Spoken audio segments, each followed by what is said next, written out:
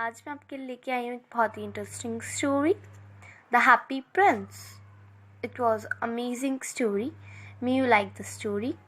The story of the happy prince dwells upon the themes like social injustice, redemptive power of love, and the loss of innocence. In this story, we come across a statue who at that one time a real prince. When the prince was alive, he was a happy person. He lived in the palace and did not know about human suffering. His life was full of joys. Upon his death, his statue was built at the top of a tall column in the city. The statue was covered all over with thin leaves of fine gold for eyes. He had two bright sapphires and a large red ruby glowed on his sword hilt. The statue of the happy prince looked beautiful, and everyone in the city loved to see their prince, since he was placed high above the city on a tall column. The prince was able to witness all the sorrows and suffering which the common people faced in their daily life. But the prince remained ignorant of them during his lifetime. This made the prince once happy, very sad. His eyes got watered and large drops of tears began to run down his golden cheeks.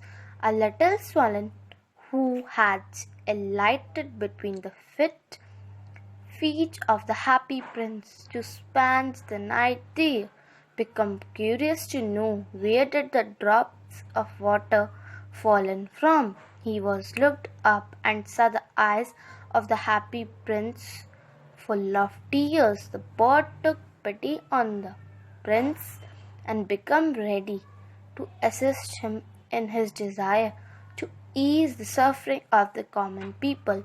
He became the messenger of the prince and agreed to remove the fine gold and jewels from his statue to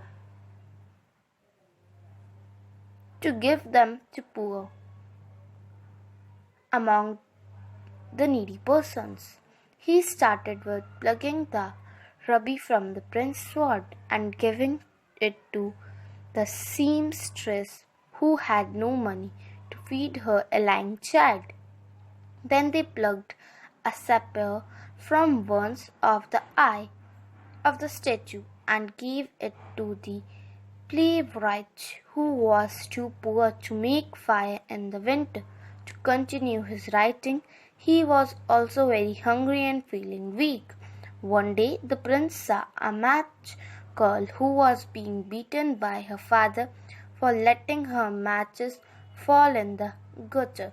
The prince heard feeling filled with pity for the girl. He immediately commanded the swan to pluck out his other eye and help the girl, but the swan was not ready to do so because this would make the prince completely blind. On being instead, he plucked out the prince's other eye, swept past the match girl, and slipped the jewel into the palm of her hand. The little bird decided not to leave the company of the happy prince, who had gone blind now. All thought the prince was not able to see sorrow of suffering any more. He knew it was there. So he instructed the bird to take off the fine gold he was covered with and give it to the poor. The bird followed his words and picked off leaves after leaf of the gold till the happy prince looked quite dull and grey. Then the snow came and the poor little swan grew older and colder, but he did not leave the prince. Eventually he grew weak and died from exposure and exhaustion. Just at that moment a curious crack sounded inside the statue, as if something had broken. It was in fact the leader hearts that had snapped right into two at the loss of the sweet and kind Swellen. The statue was no more beautiful and useful. It stood deserted. So the throne councillors and the mayor pulled it down. Then they melted the statue in a furious, but the broken heart did not melt.